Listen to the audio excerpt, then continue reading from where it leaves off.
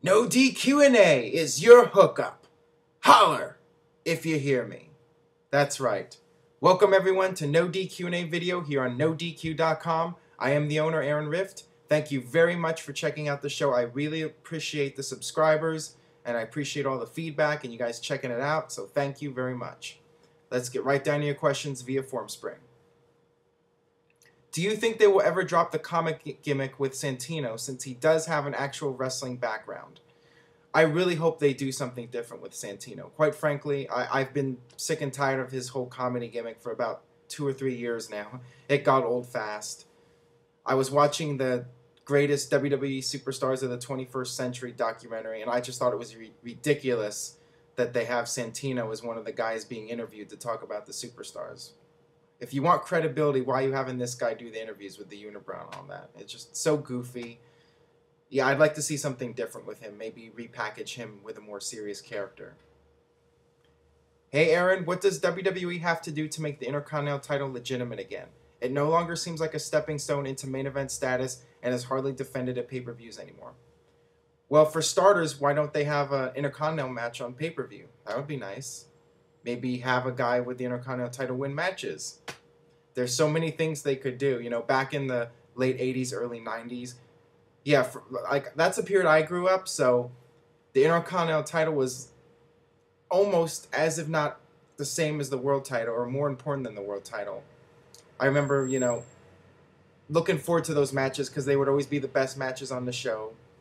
And sometimes the Intercontinental title match would be right under the main event or the main event, like SummerSlam 1992. So yeah, it's really easy to make that title mean something again, but WWE chooses not to do it for whatever reason. What do you think about the Sin Cara heel turn? Well, apparently the situation in WWE right now is that Mystico will be returning to feud with Hunico, who just turned heel with the Sin Cara character this week on Super SmackDown. Now, I know that sounds kind of funny because they've been going back and forth with it. 1 week, Mystico's gone. 1 week, he's coming back. Who knows? But yeah, right now, it does seem like they are going forward with the whole Sin Cara versus Sin Cara feud. So we'll see what happens there. Hey, Aaron, do you think CM Punk versus Brock Lesnar would be a good match at WrestleMania 28? Sure it would, but it's not going to happen. Hey Aaron, do you feel that spoiler websites have ruined the wrestling business in any way? For example, Chris Jericho's last return was pretty much common knowledge for most fans. I personally enjoy your website a lot and think you do a great job. Well, first of all, thank you very much on that last comment. As far as spoiler websites go, it's hard for me to say because I run a spoiler website, so I don't know if it ruins it or not. For me, it doesn't really matter because if I read the spoilers and the show sounds interesting, then I'm going to watch it. I'm watching it either way, but it does sound more interesting to me when I read the spoilers and it sounds like it's a good show. I don't really think it makes that much of a difference because you gotta have to keep in mind that maybe only about 5 to 10% of the WWE viewing audience goes on the internet all the time and actually follows up and reads all the news and spoilers or whatever. So it doesn't really make a whole much of a difference to WWE's bottom line. And you know, if you don't like the spoilers, you don't have to read them. And I apologize if No DQ has ever spoiled something, but you know we try our best to let you know that a spoiler is coming. So there you go. Do you think that John Morrison will be either WWE champion or world champion? Well, at the start of the year, things were looking really hopeful for John Morrison. He had that great match with The Miz for the WWE title, and it did seem like 2011 was going to be a breakout year, but things change. And especially with this whole situation with Melina over the last couple months, it's hard to say. Every day that goes by, it seems less and less likely that Morrison's going to get that big break. I have no idea. Like I said on the text No DQ&A, I think that the lack of promo skills have really hurt Morrison in terms of getting to that main event level. He's got the in-ring skills, he's got the look, but when he's on the mic, it just comes off really awkward. So I heard he was doing comedy classes or improv classes, and that was the same thing that The Miz was doing back in 2009, 2010, and as you can see, it really helped him a lot. So really that's what I would do if I was John Morrison. I would take the improv classes. I would really work on the mic work, and maybe, just maybe, in 2012, 2013, Morrison will break out to that next level. We'll see. Would you like to see TNA Reaction come back? Not really.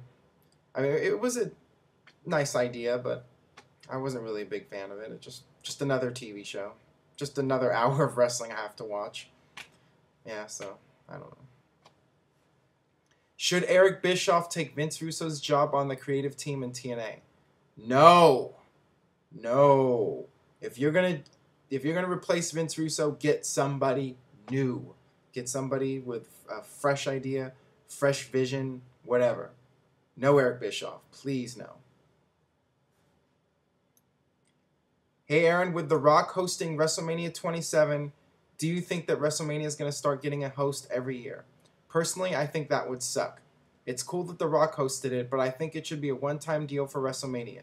What do you think, Josh? I do not think they're going to be doing a guest host every year. I think the whole idea behind doing a guest host for WrestleMania was to get The Rock on the pay-per-view without him actually having to wrestle. No more guest hosts, please. It's partly Beth's fault, but now that there's no more guest hosts, now that she's not involved with them anymore, we don't have to worry about it, thankfully.